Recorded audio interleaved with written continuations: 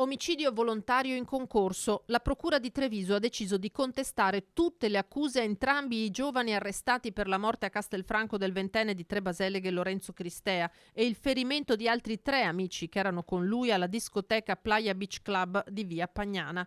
Dopo il 19enne Badr Rouaji, studente di Montebelluna di origini marocchine, anche Taha Benani, 21enne richiedente asilo, dovrà rispondere di concorso in omicidio volontario aggravato, tentato omicidio, lesioni volontarie, rissa aggravata e porto d'armi, nella fattispecie un coltello.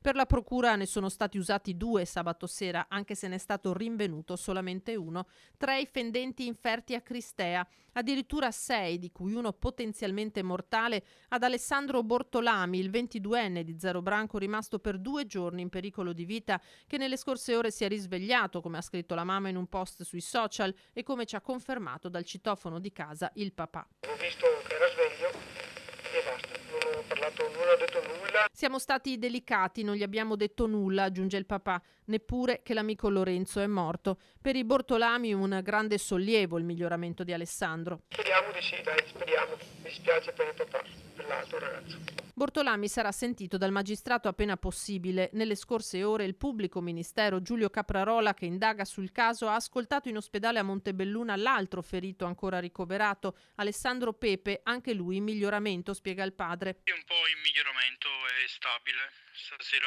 vado a trovarlo. Non mi ha raccontato niente perché non è ancora tanto ok. Cioè, ha raccontato queste cose al PM. Siamo un po' addolorati del ragazzo che c'è, ma no, adesso io stasera vado a trovarlo e vediamo. Proprio Pepe avrebbe fatto riferimento a un altro coltello sul luogo dell'omicidio usato da Benani, testimonianze che insieme al video in possesso degli inquirenti contribuiscono a ricostruire un atto di violenza totalmente sproporzionato, dice il capo della procura di Treviso Marco Martani, rispetto al presunto torto subito, di cui nelle prossime ore saranno chiamati a dare la loro versione dei fatti i 2 arrestati nel corso dell'interrogatorio di garanzia che si svolgerà in carcere a Santabona.